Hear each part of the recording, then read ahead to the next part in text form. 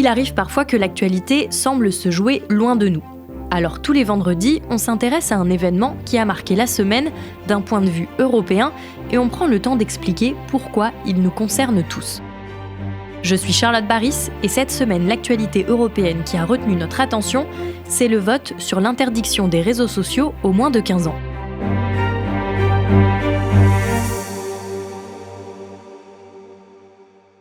C'était une promesse d'Emmanuel Macron faite en fin d'année dernière. C'est pour ça que je vous le dis en responsabilité.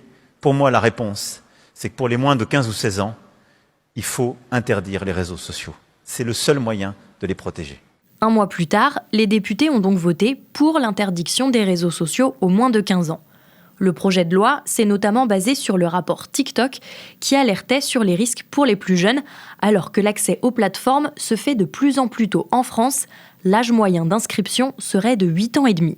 Le président de la République a donc demandé au gouvernement d'engager une procédure accélérée pour permettre une application à la rentrée prochaine. Le texte doit encore passer par le Sénat et faire face aux doutes des autres camps politiques, mais surtout, les obstacles à une application en septembre sont européens.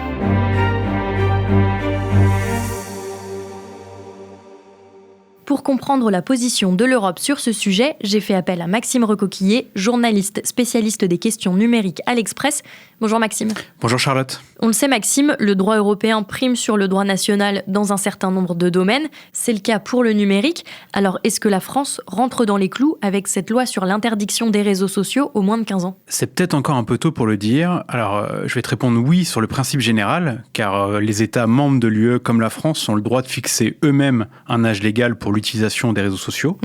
Donc c'est la Commission européenne qui a publié une nouvelle directive l'été dernier allant dans ce sens, ouvrant la voie à ce type de loi. Mais ce texte, il n'est pas encore prêt. Il va encore passer par le Sénat. Il y a toute une navette et il va devoir respecter deux lois dont on a beaucoup entendu parler. Donc le DSA pour Digital Service Act et le DMA pour le Digital Market Act. Donc deux textes qui encadrent les services numériques de l'Union européenne.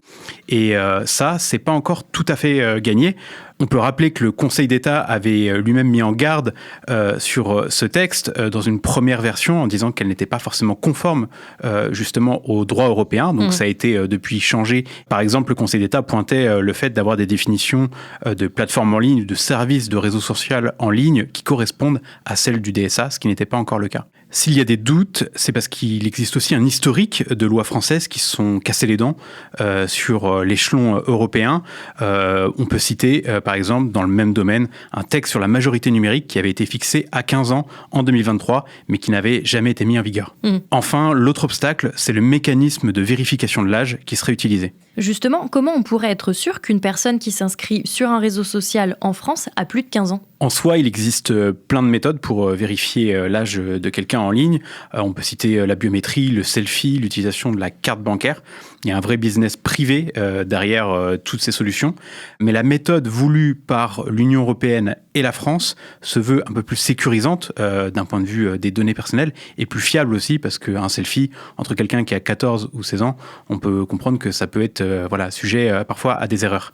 Et cette méthode donc qui est privilégiée par l'Europe et par la France, c'est celle du double anonymat, donc qui permettrait de prouver son identité avec un document officiel et via un tiers de confiance qui validerait auprès du site dans lequel on veut se rendre et qui doit contrôler notre âge. Dans l'esprit, le tiers de confiance, qui peut être une application officielle, gouvernementale ou pas, ne connaît donc pas le site dans lequel on veut se rendre et le site sur lequel on se rend ne connaît pas, lui, la pièce d'identité. Donc avec ces solutions, il n'y a pas de stockage d'informations et la consultation est donc privée. Grosso modo, ça envoie juste un feu vert ou un feu rouge sur l'âge d'un internaute. Est-ce qu'il a plus de 15 ans ou au-dessus de 15 ans, tout simplement. Et donc, pourquoi l'application de cet outil en France pourrait bloquer au niveau européen ? En fait, un État ne peut ni imposer un outil précis de vérification d'âge, ni sanctionner directement les plateformes. En fait, les outils de vérification d'âge, c'est une prérogative européenne et pas nationale. Donc demain, une plateforme comme Meta peut créer un système. Là où ça se complexifie, c'est qu'en fait, la Commission européenne prépare actuellement sa propre solution de vérification d'âge et aimerait la rendre obligatoire dans tous les États membres d'ici la fin de l'année. Donc en fait, ça laisse la porte ouverte en septembre, potentiellement, à un petit micmac entre les solutions qui doivent être mises en place par les plateformes et le fait qu'une nouvelle solution européenne harmonisée pourrait arriver. Tout cela est encore très flou. Si toutes les conditions que tu viens de décrire sont réunies, la France ferait alors figure de pionnière en Europe.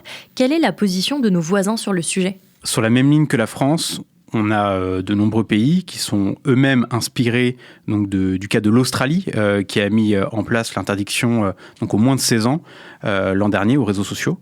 Donc en Europe, on peut citer l'Espagne, la Grèce, le Danemark, la Norvège ou encore l'Italie, et même aussi l'Irlande, quand bien même ce pays abrite beaucoup de sièges de géants américains de la tech qui sont principalement ciblés par ces réglementations.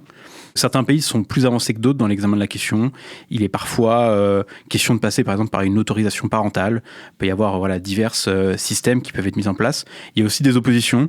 En Allemagne, ce sont les associations de protection de l'enfance qui sont opposées donc à cette interdiction, privilégiant plutôt une éducation à l'usage des réseaux sociaux.